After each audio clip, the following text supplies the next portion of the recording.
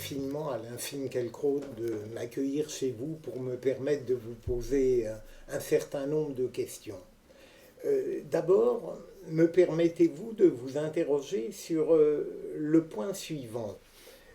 Comment vivez-vous la contradiction entre votre influence et votre aura médiatique et la violence, pour ne pas dire plus, des attaques dont vous êtes l'objet parfois, et notamment à la suite de votre dernier livre, L'identité malheureuse?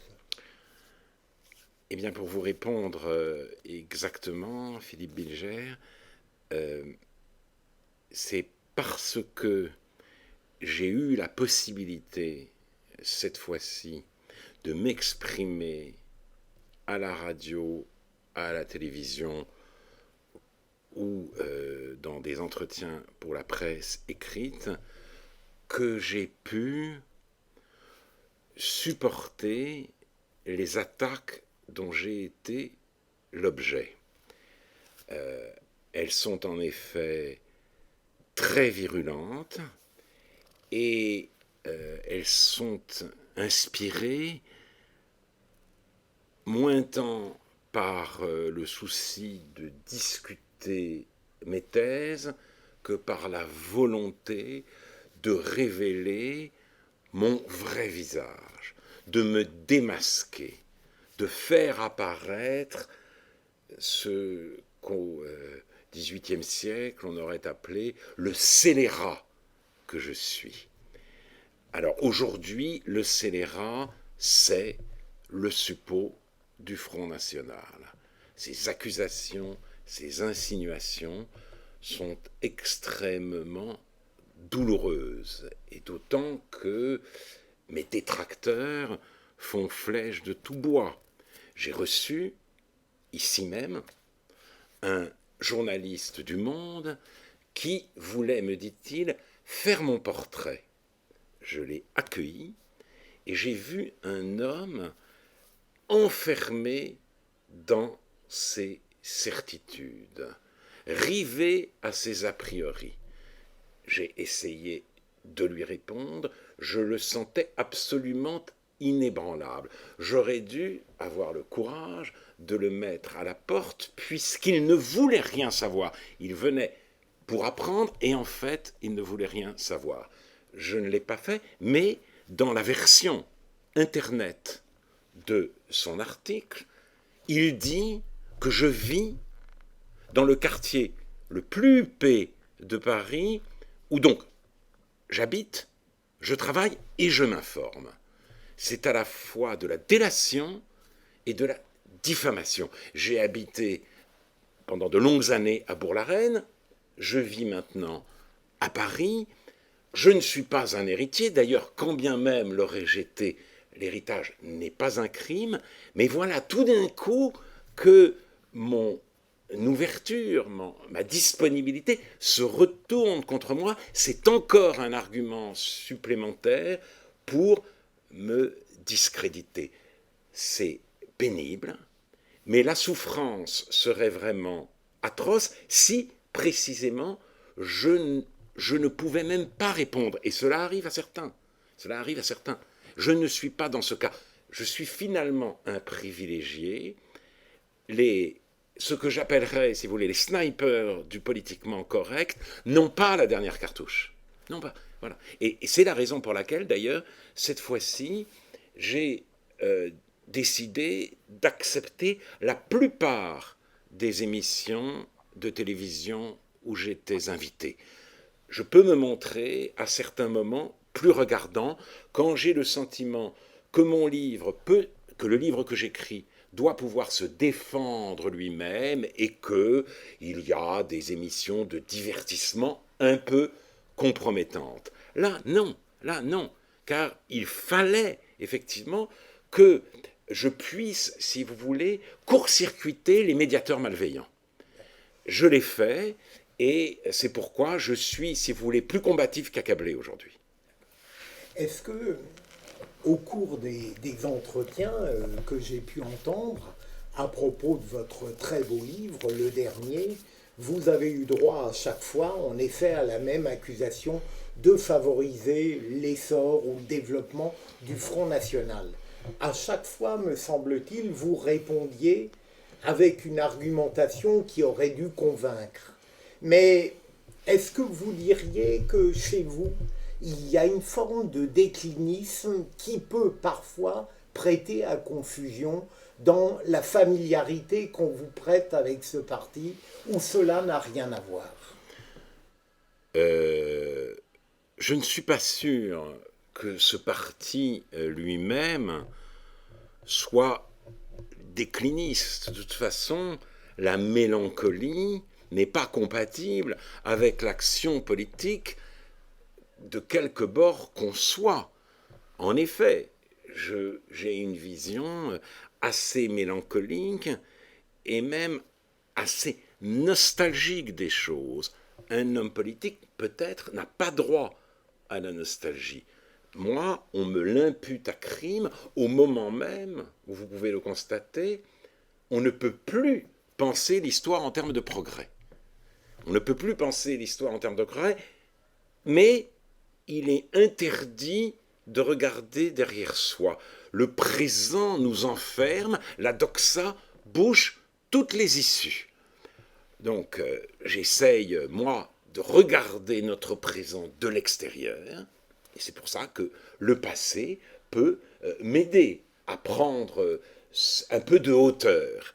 Cela m'est durement reproché, cela n'a strictement rien à voir avec l'extrême droite contemporaine. Il me semble, pour répondre plus précisément à votre question, que je donne aujourd'hui droit de cité à une inquiétude identitaire que partagent beaucoup de gens, et certains d'entre eux, je crois, me savent gré d'arracher cette inquiétude à l'extrême droite, de montrer qu'elle peut avoir quelque chose de légitime et qu'on peut l'exprimer sans sombrer, non dans le déclinisme, mais dans la xénophobie, dans le mépris raciste.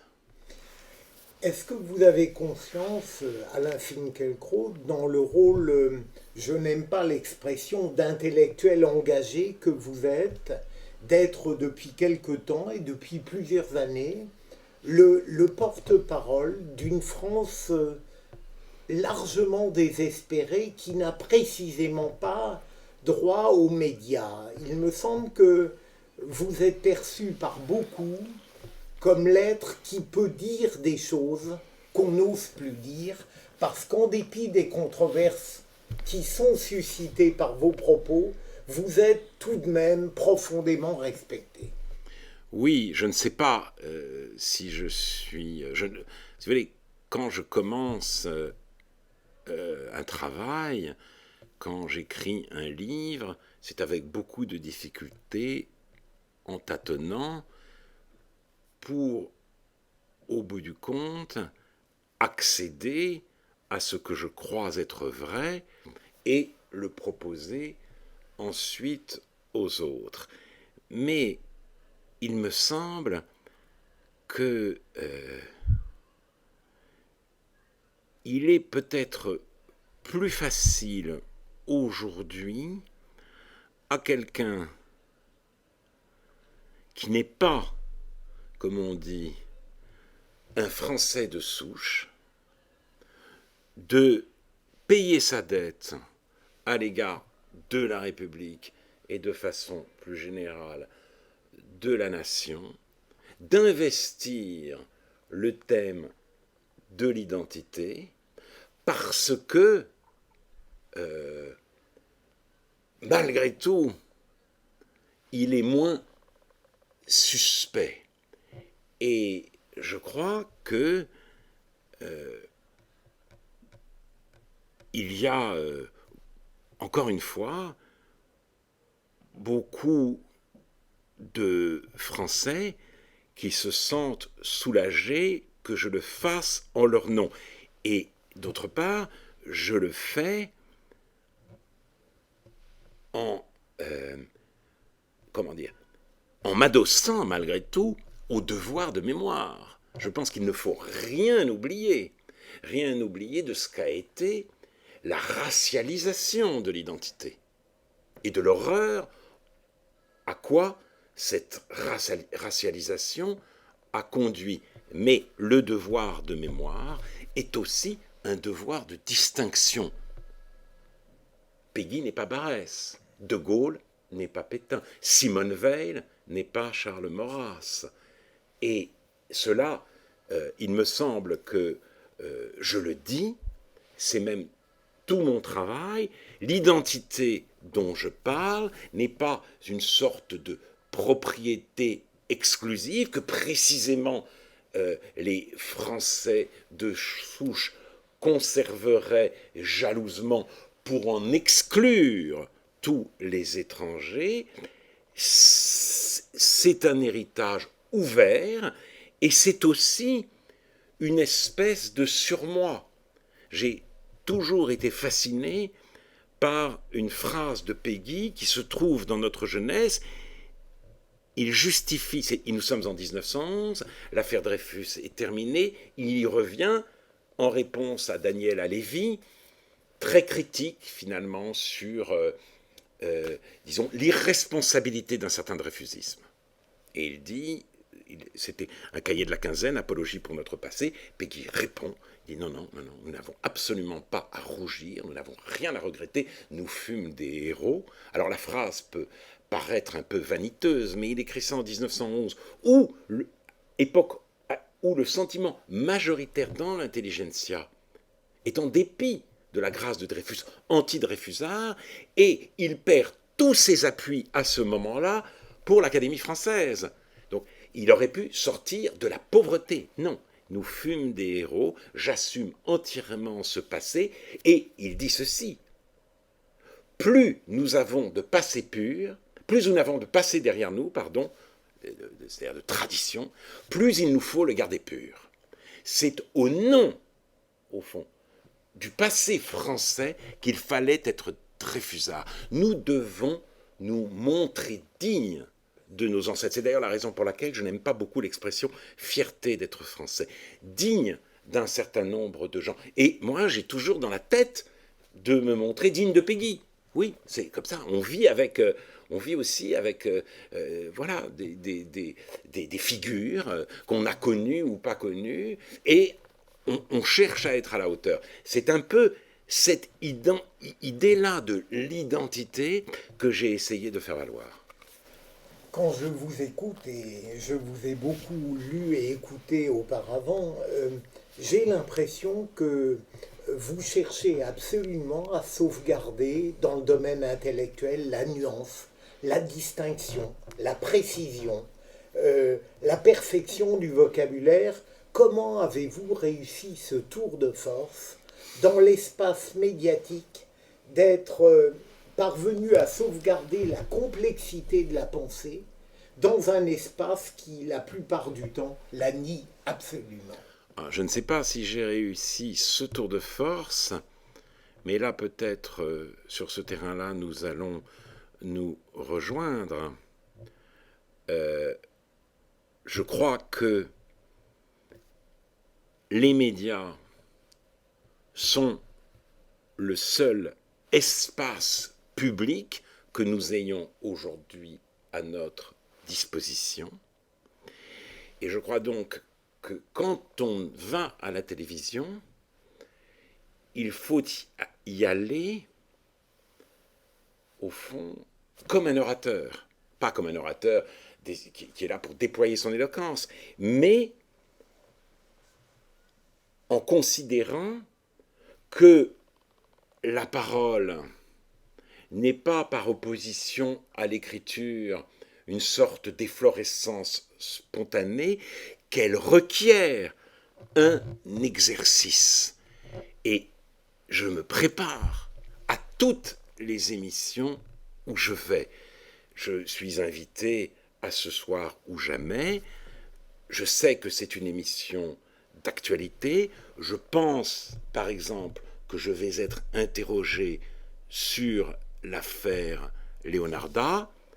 Je réfléchis longuement aux moyens que j'aurai, dans un espace de quelques minutes, de dire tout ce que je pense de cette affaire. Et c'est un exercice très utile parce que quelquefois, de cette contrainte-là, naissent des formulations, des expressions plus justes et plus ramassées que celles que on a spontanément. Et j'arrive avec, si vous voulez, cet exercice est fait. Donc, la question m'est posée, je sais y répondre, et puis après, bien sûr, je peux improviser, mais il y a déjà derrière quelque chose de construit. Or, je constate que beaucoup de gens arrivent à la télévision et ils s'y conduisent comme à la maison, comme à la maison, parce que c'est devenu la même chose. Ils n'ont plus le sens de ce qu'est un espace public. Je n'y vais certes pas pour prononcer des discours, cette éloquence a ses lois particulières, mais précisément, ce sont des lois. Je crois donc que si je réussis cet exercice, c'est parce que je sais que c'est un exercice. Ceux qui échouent sont ceux qui ne savent pas qu'il s'agit d'un exercice. Avoir l'importance que vous attachez à la préparation donc de vos interventions médiatiques, je suis fondé à penser, me semble-t-il, que vous croyez profondément au dialogue. Qu'est-ce qu'un dialogue réussi pour vous, Alain Finkielkraut? Est-ce que ça implique nécessairement la persuasion de l'autre et la réussite de l'entreprise, ou est-ce que le dialogue en lui-même a du sens? Je pense tout particulièrement à un dialogue que vous avez eu il y a quelques mois avec quelqu'un qui n'est pas véritablement de votre bord idéologique. Je pense à Alain Badiou, par exemple. Ah oui, alors... Un exemple parmi d'autres, mais est-ce que le dialogue a du sens en lui-même? Oui, pour moi, le dialogue a du sens. Certes, Alain Badiou n'a pas réussi à me convaincre et je n'ai pas non plus su l'ébranler de quelque manière que ce soit. Mais j'aime les dialogues qui me poussent dans mes derniers retranchements. À certains égards, la pensée d'Alain Badiou est inquiétante. Son extrémisme me fait peur, mais c'est une pensée extrêmement structurée qui vous interdit à vous-même les approximations. Pour lui répondre, il faut être au meilleur de ce qu'on pense. Et quelquefois, il vous conduit aussi à vous exaucer au-dessus de vous-même. Donc, j'aime les dialogues qui me changent. Et j'aime les conversations, mais ça, ce n'est pas, la plupart du temps, dans l'espace public qu'elles ont lieu, où mon point de vue se trouve mis en question et quelquefois disloqué par celui de l'autre. C'est au fond, c'est un sentiment au départ agaçant, mais ensuite enivrant. C'est-à-dire, on n'est pas enfermé en soi-même. On fait appel, grâce au dialogue, de sa propre finitude. J'ai poursuivi pendant de longues années un dialogue de ce type avec Benny Lévy, qui, disons, incarnait un judaïsme aux antipodes de ma façon d'être. Et il ne m'a jamais,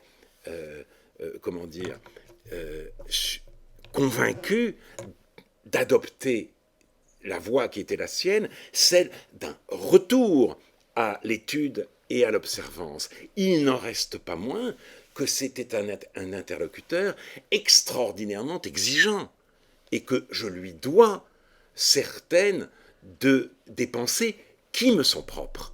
Donc, vous voyez, c'est ça. J'aime soit que mes pensées soient bousculées par l'autre, soit qu'elles me viennent de son exigence impérieuse. En lisant bien vos livres, est-ce que je me trompe lorsque je vois une sorte de pensée dominante qui exigerait l'instauration d'une réforme intellectuelle et morale. Est-ce que vous pensez véritablement que notre système démocratique tel qu'il existe aujourd'hui, gauche-droite confondue, est suffisamment fort et outillé pour mettre en œuvre cette réforme fondamentale, notamment à partir de vos critiques de l'école et je dirais du savoir-vivre collectif qui aujourd'hui est infiniment dégradé. Mais je ne suis pas sûr, justement, qu'il faille parler de réforme. C'est Jean-Claude Milner qui, dès 1984, disait que l'école n'est plus jamais envisagée que du point de vue de sa réforme et non de son essence. Donc j'aimerais qu'on en revienne à ce questionnement fondamental. Qu'est-ce que l'école? Pourquoi apprendre? Et de cela, il n'est jamais question. Tous les ministres, au contraire, veulent entamer une grande réforme. Et cela peut conduire des gens éminents, des universitaires, des intellectuels, à promouvoir une instruction tournée exclusivement vers l'avenir. C'est le cas de Dominique Rousseau, professeur de droit, donc que vous devez peut-être connaître, dans une tribune du Monde. Moi, je ne l'ai jamais rencontré, donc je n'ai pas d'opinion préconçue sur Dominique Rousseau, mais il dit le grand problème de la France aujourd'hui, c'est qu'elle est tournée vers le passé. C'est qu'elle est tournée vers le passé. Il règne en France une pensée du grenier. Et le passé, c'est déjà... comment dire, le souci du passé, le regard vers le passé, c'est déjà l'antichambre du Front National. Voilà. Il n'y a plus rien à chercher dans le grenier, dit-il. Plus rien. Il faut, avec les nouvelles technologies, avoir le regard rivé sur l'avenir. Mais aucune école n'a jamais enseigné l'avenir. Toutes les écoles, si vous voulez, toute forme de pédagogie est fondée sur la transmission. Donc on transmet un savoir à travers un certain nombre de figures ou d'œuvres. Ces œuvres, elles sont déjà là. Elles sont donc dans le grenier. Et ce grenier-là mérite un respect infini. Il ne faut pas qu'il soit un bric-à-brac. Il ne faut pas qu'on y mette absolument n'importe quoi. Ce que je pense donc plutôt qu'une réforme intellectuelle et morale, c'est à une réhabilitation de la culture. Qu'est-ce que la culture? C'est l'idée précisément que les textes anciens ont encore quelque chose à nous dire. Et mon inquiétude, elle procède justement de ce sentiment d'une sorte de grande présomption du présent. Il croit pouvoir se suffire à lui-même. Et on le voit dans un petit détail de l'existence, l'abandon du patronyme. Les gens, quand vous les rencontrez aujourd'hui, se présentent par leur prénom. Ce qui fait très drôle. Vous arrivez dans un repas, vous dites Louis et Hélène. Mais je n'ai aucun repère quand on m'a dit ça. Aucun repère. Je ne sais pas quelle profession il exerce, je ne sais pas qui il est, je ne sais pas d'où il vient. Mais chacun voudrait être le créateur de soi-même. C'est en effet une des pentes de l'individualisme démocratique, mais la démocratie, Tocqueville l'avait bien vu, livrée à elle-même, disons, elle risque de vider la civilisation sur laquelle elle est assise de toute sa substance. Est-ce que vous ne pouvez pas comprendre, à propos de ce triomphe de l'individualisme, la volonté un peu frénétique d'être soi et d'aller au bout de ses possibilités? Je pense à la belle phrase de Gide, « Obtiens-toi », par exemple. Est-ce que dans Si, votre bien sûr. pensée, c'est antagoniste? Non, pas du tout. Je pense en effet qu'il s'agit notamment par l'école de permettre à chacun d'être tout ce qu'il peut être. Mais c'est exactement le rôle qu'a joué M. Germain pour Camus. M. Germain, son instituteur, lui a permis d'être tout ce qu'il pouvait être. S'il n'y avait pas eu M. Germain, Camus n'aurait pas été Camus. Il a fallu cette médiation-là, cette médiation doublée de cette exigence. ce maître, vous savez, utilisait encore la férule. Mais je ne plaide pas, je le dis tout de suite et de manière très claire, pour un retour au châtiment corporel. Loin de moi cette idée. J'ai plaidé inutilement pour un transfert, mais je recommence, on ne sait jamais, des cendres de M. Germain au Panthéon. Je pensais que Camus était très bien à Lourmarin, mais que ça aurait beaucoup de sens de mettre M. Germain. Les critères actuels ne me permettent pas de croire que cette proposition sera retenue. Il faut de la diversité, de la proximité et de la parité. Donc M. Germain serait recalé. Mais pour en revenir à ce que vous dites, bien sûr qu'il s'agit d'être soi, mais on n'est pas soi, justement, tout seul. Il faut aussi pouvoir se ravitailler. Et c'est ça, précisément. Je ne demande pas que les gens tombent en prosternation devant les textes du passé. Je pense simplement que ce détour par la culture est absolument nécessaire. Et il a été nécessaire à Gide pour être ce qu'il a été et pour dire ce qu'il a dit. Est-ce que tout à l'heure, j'évoquais la réforme intellectuelle et morale et je ne pensais pas qu'à l'école, je veux dire, il me semble que vous portez un regard lucide et parfois très pessimiste sur la société en général. Et est-ce qu'au fond, vous avez la politique qui peut aller avec ce que vous souhaitez, ou est-ce que la politique, dans ce qu'elle a de partisan, ou peut-être d'efficace tout de même, est quelque chose qui vous est étranger en tant qu'intellectuel? Non, la politique ne m'est pas étrangère. Je réfléchis beaucoup aujourd'hui à la signification de l'opposition droite-gauche. Est-elle caduque? Ne l'est-elle pas? Je ne sais pas. Je ne sais pas. J'y réfléchis. Mais par exemple, l'ancien président de la République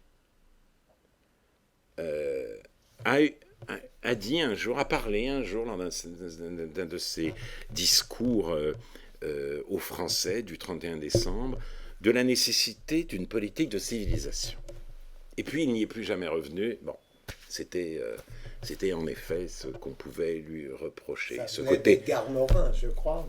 Ça venait sans doute d'Henri Guénaud, peut-être d'Edgar Morin, mais je crois que moi, je ne sais pas si je raisonne comme Edgar Morin, mais je crois qu'il y avait dans cette expression une intuition très juste.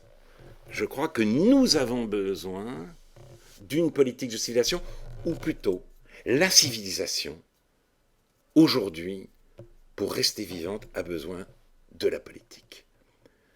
Je parlais tout à l'heure de cette parole spontanée. On dit aujourd'hui, face aux injures dont Christiane Taubira a été l'objet, et qui sont immondes, que la parole se libère. C'est intéressant qu'on dise cela, parce que ceux qui disent cela sont pourtant des chantres de la liberté d'expression. Ils devraient réfléchir au sens de cette formule. La parole se libère. Oui, et quand elle se libère, ça peut être terrible. Mais ce n'est pas simplement la parole raciste abjecte qui se libère, ou du moins si c'est la parole raciste, ce sont tous les racismes en même temps. Notre société multiraciale est aussi une société multiraciste. Et c'est Internet qui devient aujourd'hui, à quelques exceptions près, le défouloir des humeurs et des haines. Tout d'un coup, avec Internet, l'écrit même devient quelque chose de pulsionnel et d'immédiat.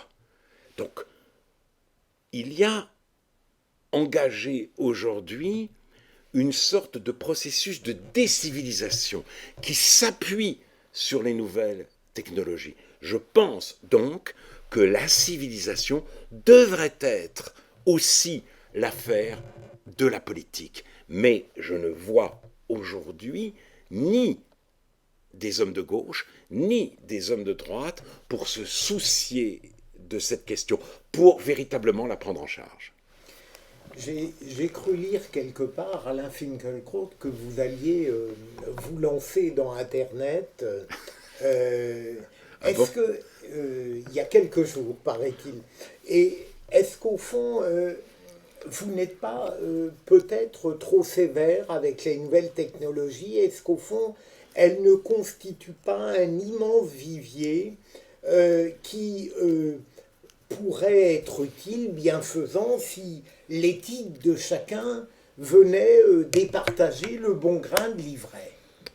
Peut-être que si cette politique de civilisation portait ses fruits, alors le processus dont je parle pourrait être enrayé. Aujourd'hui, Internet est, je le répète, avec des exceptions, l'auxiliaire majeur du processus de civilisation qui est à l'œuvre. Je dis cela et en même temps, nous réalisons cet entretien, il sera diffusé sur Internet. Donc oui, j'espère que les pouvoir contribuer à alourdir encore les contrepoids. Mais pour le moment, je vois la violence, je vois l'incivilité à l'œuvre, je vois la haine, je vois des expressions absolument effrayantes. Et personnellement, non, je n'ai pas l'intention de me servir de cet instrument. Je sais qu'il peut rendre de très grands services justement à des universitaires ou des intellectuels. Je le dis dans l'identité malheureuse, j'en ai conscience. Je ne suis pas moi-même tout à fait un chercheur, du moins je ne cherche pas tout à fait comme les chercheurs, donc je n'y ai pas vraiment recours. Il n'en reste pas moins que, oui, ici ou là, je peux utiliser un document, et notamment d'ailleurs, très récemment, au moment où a éclaté la malheureuse affaire Leonarda. Car ça, c'est évidemment un des aspects positifs. Le rapport administratif sur la famille d'Ibrani a été diffusé sur le net presque en temps réel, ce qui fait que nous avons bénéficié de la même information que le président de la République au moment de son allocution. Nous avions donc tous les éléments pour juger de la pertinence de cette intervention. Et j'ai imprimé à toute vitesse ce rapport, et il m'a été grandement utile. Alors, quand je dis non, je dois à l'honnêteté de dire que j'ai une espèce de phobie un peu idiote ou de handicap. Alors j'ai toujours besoin de médiateurs ou de médiatrices. Mais je travaille de manière très solitaire. Donc pour moi, c'est assez agréable de demander à quelqu'un de m'aider, de m'imprimer ou de dicter. J'ai retrouvé ce plaisir extraordinaire qui était celui des écrivains d'autrefois, de dicter leurs textes. Alors certes, je ne les improvise pas comme Stendhal improvisait, dit-on, la Chartreuse de Parme, mais il m'arrive de dicter des articles, de dicter des petits textes comme cela, et c'est un grand plaisir. Puis-je me permettre, Alain Finkielkraut, de vous poser encore deux questions? Vous avez un enthousiasme intellectuel, une capacité de convaincre et un goût de communiquer tout à fait remarquable. Est-ce que vous êtes une totalité ou est-ce que on a le droit de distinguer dans vos multiples rôles des comportements que vous-même vous seriez amené à privilégier entre l'essayiste, l'homme engagé, le philosophe, l'homme de culture, le grand professeur à Polytechnique, l'homme des médias qui cherche à sauvegarder la complexité? S'il fallait en choisir un, ce serait lequel? Ça, c'est une question très difficile. Alors, d'abord, vous parlez d'enthousiasme. J'ai des moments de prostration. Barthes a remis à la mode le vieux mot d'acédie, qu'il définissait comme une paresse désespérée. Cela m'arrive. Mais non, j'aime de toute façon les moments où, quelle que soit la fonction que j'occupe, l'enthousiasme prend le pas sur l'acédie. Évidemment, je serais tenté de dire que on espère toujours se survivre. Donc peut-être que le plus important, au bout du compte, ce sont les livres. Mais les livres, pour moi, ne seraient pas possibles sans les autres activités, je crois.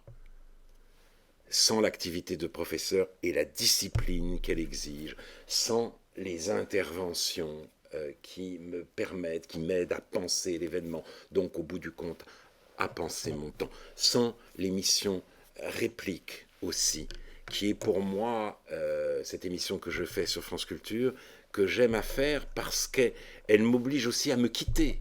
Si vous voulez. Il y a des choses que je choisis, bien sûr ce sont des sujets qui m'intéressent, mais c'est des sujets qui sont loin de moi, vous voyez, j'ai la chance, grâce à cette émission, de ne pas sans cesse tourner en rond en moi-même. Et peut-être que ce voyage hors de moi, vers la pensée de l'autre, vers les œuvres des autres, vers les livres des autres, nourrissent dans un second temps ma pensée. Donc oui, mes livres, mais mes livres sans le reste n'auraient sans doute jamais vu le jour. Quel regret de voir vous poser la dernière question. Tout à l'heure, vous avez évoqué la grande figure de Péguy en disant très justement qu'elle est pour certains, et pour vous en tout cas, cette figure, cette sentinelle, ce repère, ce témoin, à partir desquels on peut construire ou examiner sa vie intellectuelle. Si je vous disais, Alain Finkielkraut, que pour un certain nombre de citoyens et de lecteurs, et je dirais de téléspectateurs avisés, vous êtes une figure comme Charles Péguy l'était pour vous. Est-ce que vous diriez que c'est de la flagornerie? Est-ce que vous diriez que c'est une absurdité ou tout simplement un honneur? Oh, c'est un honneur, donc je ne vous accuserai pas de flagornerie. Si vous le dites, c'est que vous le pensez sincèrement.